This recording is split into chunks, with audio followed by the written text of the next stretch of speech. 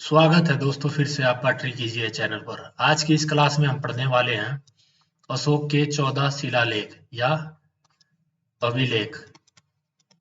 अशोक के अभिलेख जो प्रमुख है, जो कई बार एग्जाम में मान लो पूछ लेता है कि पांचवें अभिलेख में अशोक के किस बारे में वर्णन किया गया है, किस बारे में जिक्र है पांचवें में, या पूछ लेगा 13वें में किस बारे में वर्णन है।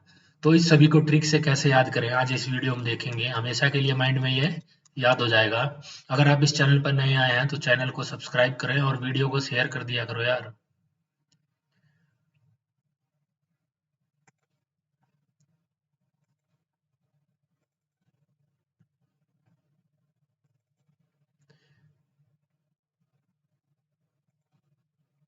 देखिए इसको कैसे याद करेंगे। ये दिया गया है अशोक के शिलालेख और उनकी विशेषताएं। अशोक के 14 प्रमुख शिलालेख हैं, 14 प्रमुख हैं। उनको आज हम देखेंगे कैसे याद करना है। पहला है मेजर रॉक एडिक्ट। अब इसको कैसे बांटा गया है पहले ये देख लें कि ये जो अशोक के शिलालेख हैं उसको 4 कैटेगरी में बांटा गया है। 4 कैटेगरी में कैसे हैं? पहला है मेजर, दूसरा है माइनर यानी प्रमुख और लघु। अब ये होंगे पत्थर की कैटेगरी में। जब पत्थर की कैटेगरी में आ जाएंगे तो ये हो जाएंगे, और जब पिलर की कैटेगरी में आ जाएंगे तो वही मेजर, माइनर। इस तरीके से दो ये हो जाएंगे पिलर की कैटेगरी में और दो ये पत्थर की कैटेगरी में। इस तरीके से मिला के टोटल क्या हो जाएंगे? 4। और ये जो 14 प्रमुख हैं ये बड़े वाले हैं, मेजर रॉक एडिक्ट। इसको याद करेंगे, एग्जाम में पूछ लेता है कई बार, तो इसको कैसे ट्रिक से याद करेंगे इस वीडियो में देखने वाले हैं। हमेशा के लिए याद हो जाएगा ये। तो पहले में क्या बताया गया है? पहले में बताया गया है जो पहला प्रमुख शिलालेख है उसमें पशु बलि पर रोक लगा दी। पशु बलि पर अशोक ने क्या कर दिया? रोक लगा दिया कि कोई पशु बलि नहीं देगा। ये क्या है? पशु बलि पे प्रतिबंध लगा दिया है। ये पहला इसके बारे में बताता है। अब दूसरा देखिए, दूसरा क्या बताता है दूसरों राजाओं के बीच में। इसकी ट्रिक क्या है? दो को क्या लिखते हैं हम? दूसरा। दूसरा लिखते हैं ना, तो दो मतलब दूसरा, यानी दूसरे राजाओं के बारे में बताएगा। दूसरे राजाओं के बारे में, ये ट्रिक साथ के साथ देखते रहें। दूसरे राजाओं के बारे में बताएगा। दूसरे राजा कौन कौन से राजाओं के बारे में जिक्र है? चोल, पांड्या और केरल पुत्र। ये ऑप्शन में दे सकता है, केरल पुत्र, सत्यपुत्र। इस शिलालेख में इन 4 दूसरे राजाओं के बारे में वर्णन मिलता है। मान लो एग्जाम में आ गया कि अशोक के दूसरे शिलालेख में क्या लिखा हुआ है। अशोक के दूसरे शिलालेख में क्या पूछ लेता है एग्जाम में, अशोक के दूसरे शिलालेख में क्या है? तो आपके माइंड में रहेगा दो से मतलब दूसरा, दूसरा मतलब दूसरे राजाओं के बारे में ही होगा। दूसरे राजा कौन कौन से थे? चोल, पांड्य, केरल पुत्र और सत्यपुत्र। इस तरीके से इसको याद कर लेंगे। ये इसकी ट्रिक होगी, इसका काम खत्म। तीसरा मेजर रोक एडिक्ट। तीसरे में बताता है धर्म का प्रचार। एक बात हमेशा याद रखना, मैं बता देता हूं इसको कैसे याद करते हैं। अशोक के पास क्या था? अशोक के पास 3 ब्राह्मण, 5 महामात्र। इस तरीके से याद कर लो, 3 ब्राह्मण 5 महामात्र थे। अब 3 ब्राह्मण थे, ब्राह्मण क्या करते थे उस समय? धर्म का प्रचार, ठीक है। और 5 महामात्र यानी 5वें में किसके बारे में जिक्र मिलेगा? महामात्रों की नियुक्ति के बारे में। महामात्रों की नियुक्ति, बस ये एक ट्रिक याद रखनी है आपको, ठीक है। अशोक के पास 3 ब्राह्मण और 5 महामात्र थे। महामात्र 5 मतलब 5वें में महामात्रों की नियुक्ति के बारे में बताया गया है। 3 ब्राह्मण मतलब ब्राह्मण थे, वो धर्म का प्रचार करेंगे, दम का प्रचार करेंगे। इस तरीके से इसको याद कर लेंगे। फिर से देखिए, अशोक के पास 3 ब्राह्मण थे, 3 ब्राह्मण। तीसरे में यह भी बताया गया है कि ब्राह्मणों को ज्यादा आजादी दी गई थी, ज्यादा आजादी या स्वतंत्रता। और ब्राह्मणों को जब आजादी ज्यादा मिलेगी तो क्या करेंगे? धर्म का प्रचार करेंगे। इस तरीके से याद हो जाएगा। चौथा बैरीगोस और दमघोष। ये क्या है, बैरी घोष और दम घोष। दम घोष एक ध्वनि होती थी उस समय, जैसे आजकल नहीं होती है। जैसे पहले क्या करते थे प्रचार के लिए, हाथ में या हाथ में मान लो ये ले लिया, इसको बजाते थे, सुनो सुनो सुनो ऐसे करके। और एक ऐसा नगाड़ा सा होता था जिसको बजाते थे, सुनो सुनो सुनो गांव गांव में करके। तो इसको बोलते थे बैरी घोष और दम घोष, यानी शांति की ध्वनि। इसको बोलते हैं दम घोष को, शांति की ध्वनि का प्रचार करते थे। इस तरीके से इसको समझ लेंगे।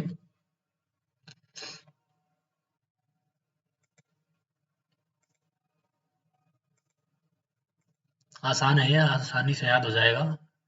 पांचवा, अगर आपको ये वीडियो अच्छी लग रही हो तो चैनल को सब्सक्राइब और शेयर जरूर करना है वीडियो को। अब पांचवा पांचवा मैंने बताया, अशोक के पास 5 महामात्र थे और 3 ब्राह्मण थे। ब्राह्मण 3 क्या करेंगे, धर्म का प्रचार। 3 में धर्म का प्रचार हो गया। 5 महामात्र यानी दम महामात्रों की नियुक्ति। दम महामात्रों की नियुक्ति। लो, ये एग्जाम में आता है पांचवा, तो 5 से याद रहेगा। अब छठा, छठा कहता है लोगों का कल्याण करना है। लोगों का कल्याण करना, लोगों का कल्याण, ये छठा बताता है। कल्याणकारी योजनाएं बनानी है इस तरीके से। सातवां, सातवां बताता है सभी धर्मों के प्रति सहिष्णुता। सभी धर्मों के प्रति सहिष्णुता होना चाहिए, सभी धर्मों का सम्मान होगा। ये नहीं कि कोई मान लो बौद्ध धर्म के अलावा और किसी धर्म का है तो उस धर्म का नुकसान पहुंचाना है, उस धर्म के लोगों को गिरफ्तार करना है, नहीं। हर धर्म का अशोक ने कहा कि सम्मान करेंगे, सभी धर्मों के प्रति सहिष्णुता है। तो इसको कैसे याद करें, सातवें को, फिर सातवें को बताता हूँ कैसे याद करना है। देखो, एक वीक में 7 दिन होते हैं, सातों के सातों दिन क्या होते हैं, बराबर। सातों के सातों दिन बराबर होते हैं। तो ये एग्जाम में आता है, मान लो सातवां, सातवें में किसके बारे में वर्णन किया गया है, मान लो एग्जाम में ये क्वेश्चन बनता है, तो आपके माइंड में हमेशा ये रहेगा कि 7 दिन बराबर होते हैं। बराबर होते हैं मतलब सभी धर्म क्या थे, सभी धर्म बराबरी का दर्जा रखते थे उस समय, बराबरी थी, यानी सभी धर्मों के प्रति क्या थी, सहिष्णुता। इस तरीके से इसको याद कर लेंगे। 7 सातों धर्म सहिष्णुता। 5 5 उसके पास क्या थे, धर्म महामात्र, धम महामात्र की नियुक्ति की थी उसने। इस तरीके से याद कर लेंगे। अब आठवां देखते हैं। आठवां, आठवां धर्म यात्रा। आठवां क्या थी, धर्म यात्रा। धर्म यात्रा, अशोक कहाँ गया था, बोध गया। बोध गया गया था धर्म यात्रा पे, बोधि वृक्ष को देखने, बोधि वृक्ष को देखने गया था। तो इसको कैसे याद करें, फिर से मैं बताता हूँ इसकी ट्रिक क्या है। अशोक के पास कितने थे, 3 ब्राह्मण। 3 ब्राह्मण अशोक के पास थे जो खास थे, जो खास थे। 5 महामात्र, 5 महामात्र थे। 8 बार अशोक इन तीनों के साथ, 5 और 3 मिलके क्या होते हैं, 8। 8 बार अशोक इन लोगों के साथ कहाँ पे गया, धर्म यात्रा पे। 8 बार धर्म यात्रा पे गए। जैसे कुछ लोग कहते हैं कि मैं तो यार 8 बार जा लिया, कहाँ गया, वैष्णो देवी। वैष्णो देवी में 8 बार दर्शन कर आया, या केदारनाथ गया 8 बार। इस तरीके से इसको याद कर लेंगे, ये आसानी से इस तरीके से याद हो जाएगा। अगला देखते हैं।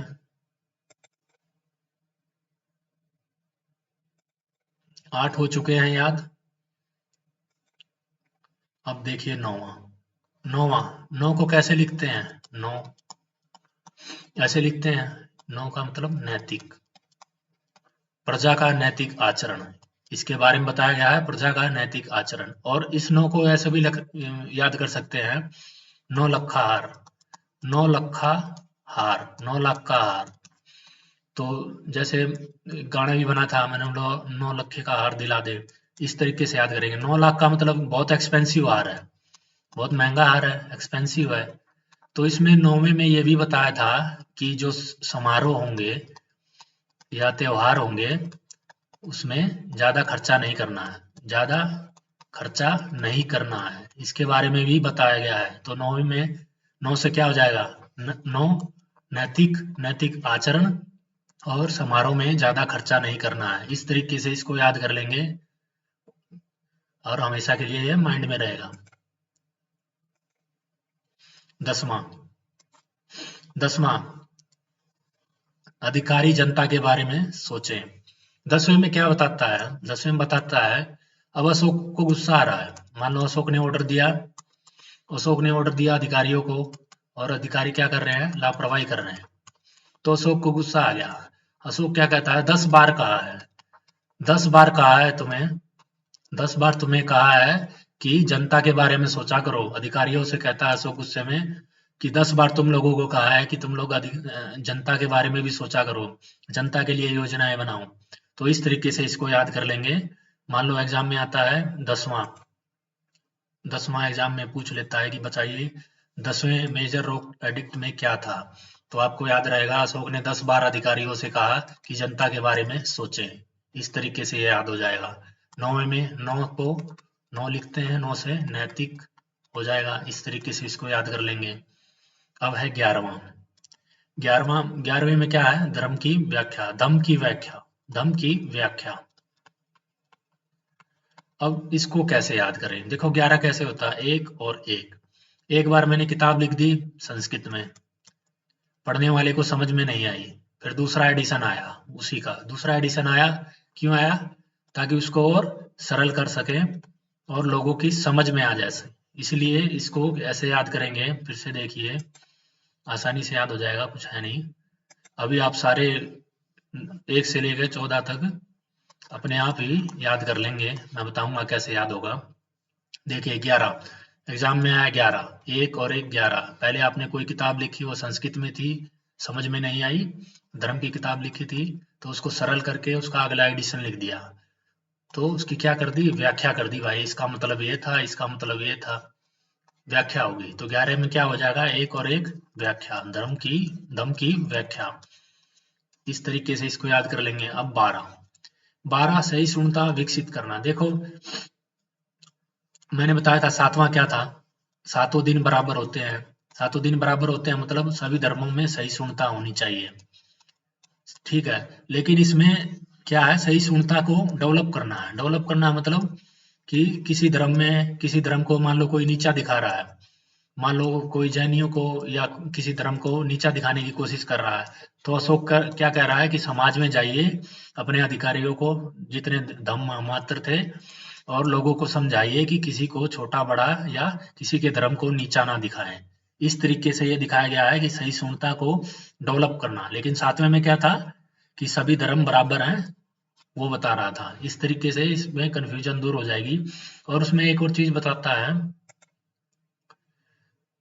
12 में एक और बताता है कि 12 में स्त्री महामात्रों की नियुक्ति भी हुई थी। स्त्री महामात्रों की नियुक्ति। फिर से देखिए, अगर आपको कंफ्यूजन हो रहा है तो फिर से बताता हूं। अशोक के पास क्या थे? 3 ब्राह्मण। ब्राह्मण क्या करेंगे? धर्म का प्रचार, यानी 3 में धर्म का प्रचार। 5 महामात्र थे, 5 महामात्रों की नियुक्ति की थी, ठीक है। और 8 बार, 5 और 3, 8 बार वो क्या गया था? धर्म की यात्रा पे। 8वां धर्म यात्रा हो गया, बोधि गया। और उसके बाद 12 स्त्रियां थी धर्म का प्रचार करने के लिए। इस तरीके से इसको याद कर लेंगे। 5 और 3 8, 8 धर्म यात्रा, 3 ब्राह्मण, धर्म का प्रचार, 5 महामात्रों की नियुक्ति, 8वां धर्म यात्रा, 12 स्त्रियां प्रचार करती थी। इस तरीके से इसमें 12वें में सहिष्णुता भी है और स्त्री महामात्रों की नियुक्ति के बारे में भी बताया गया है। ये सारा याद हो जाएगा, एक बार प्रैक्टिस करने की बात है। फिर से देखते हैं अगली स्लाइड। 12 हो चुके हैं, अब है 13। अब 13 क्या? 13 क्या होगा? कालिया। 13 क्या होगा? कालिया। ये शोले फिल्म का बड़ा फेमस डायलॉग है, 13 क्या होगा? कालिया। कालिया से हो जाएगा कलिंग। एग्जाम में आता है कि अशोक के मेजर रॉक एडिक्ट 13 में किसका वर्णन मिलता है? 13 से आपको याद रहेगा 13 क्या हुआ? कालिया। कालिया से हो जाएगा कलिंग। कलिंग युद्ध का इसमें वर्णन मिलता है, जिक्र मिलता है 13वें में। और चौदहवां जो लास्ट वाला है उसमें किसका है? शिलालेख के बारे में। शिलालेख की खुदाई के बारे में वर्णन मिलता है कि शिलालेख कहाँ रखने हैं, कहाँ लगाने हैं, कैसे खुदाई करनी है, इसके बारे में सारा 14वें में जानकारी प्राप्त होती है। इस तरीके से ये 14 के 14 आपको याद हो जाएंगे और इसमें कोई प्रॉब्लम नहीं आएगी। एक और याद रखना, एक मास्की अभिलेख है, मास्की अभिलेख। मास्की अभिलेख है, ये लघु वाला है। लघु वाला कहाँ पे है? ये आंध्रा में है, आंध्र प्रदेश में। इसमें अशोक का नाम देवनाम प्रियदर्शी लिखा गया है। देवनाम प्रियदर्शी, ये बहुत ही इंपॉर्टेंट क्वेश्चन है, ये कई बार एग्जाम में पूछा गया है। देवनाम प्रियदर्शी का वर्णन किस अभिलेख में है? मास्की अभिलेख। वैसे तो लघु लघु अभिलेख कई जगह है, सासाराम में है, सासाराम बिहार में, बिहार में भी मिला है एक सासाराम में। तो इस तरीके से इसका ध्यान रखना, मास्की अभिलेख आंध्र प्रदेश में, और उसमें इसका नाम लिखा हुआ है, अशोका द ग्रेट का नाम लिखा हुआ है देवनाम प्रियदर्शी। और एक बात ध्यान रखना कि सबसे पहले अशोक के अभिलेख को पढ़ा किसने? ये भी क्वेश्चन पूछा गया है। सबसे पहले किसने पढ़ा? तो जेम्स प्रिंसेप, जेफ प्रिंसेप, इन्होंने सबसे पहले इस अभिलेख को पढ़ा था। तो ये सभी जानकारी थी, और इसको फिर से बताता हूँ कैसे याद रखें, रिवीजन में बताता हूँ। देखिए पहले में था पशु बलि, पशु बलि नहीं देना, ठीक है। दूसरे में क्या था? दूसरों के बारे में, यानी दूसरे राजाओं के बारे में, चोल, पांड्य, केरल पुत्र, सत्यपुत्र, ठीक है। 3 ब्राह्मण थे, यानी धर्म का प्रचार 3 ब्राह्मण करेंगे। 5वां क्या था? 5 महामात्रों की नियुक्ति, महामात्रों की नियुक्ति, ठीक है। 7 दिन बराबर होते हैं, यानी सही सुनता, सभी धर्मों की सही सुनता, ठीक है। 8 बार वो धर्म यात्रा पे गया था, बोधि गया। 9 नैतिक आचरण, 9 का मतलब 9 मतलब नैतिक आचरण। 9 लखाहार, यानी ज्यादा खर्चा नहीं करना है समारोह में। 10 अधिकारियों को कहा है कि प्रजा के बारे में सोचे, अधिकारी प्रजा के बारे में सोचे। 11 एक और एक यानी 2 बार इसकी व्याख्या होगी, धम्म की व्याख्या। 12 क्या थी? 12 स्त्रियां थी, स्त्री महामात्र। 13 क्या होगा? कालिया, कलिंग युद्ध। 14 शिलालेख। तो ये सभी ये इम्पोर्टेंट है जो मैंने लिखे हैं, ये बहुत इम्पोर्टेंट है, ये कई बार एग्जाम में आ जाते हैं। तो इसकी प्रैक्टिस करें, और वीडियो को यार शेयर कर दिया करो, कम से कम लोगों के पास पहुंचे। तो वीडियो को शेयर करो, चैनल को सब्सक्राइब करो, शेयर सब्सक्राइब अच्छा लगे तो ही। अगर आपको लगे कि इस वीडियो से कुछ बेनिफिट हुआ है, तभी वीडियो को शेयर करें और सब्सक्राइब करें। नहीं पसंद आए तो डिसलाइक कर दो, कोई प्रॉब्लम नहीं है, लेकिन कुछ तो करो। जय हिंद, जय भारत।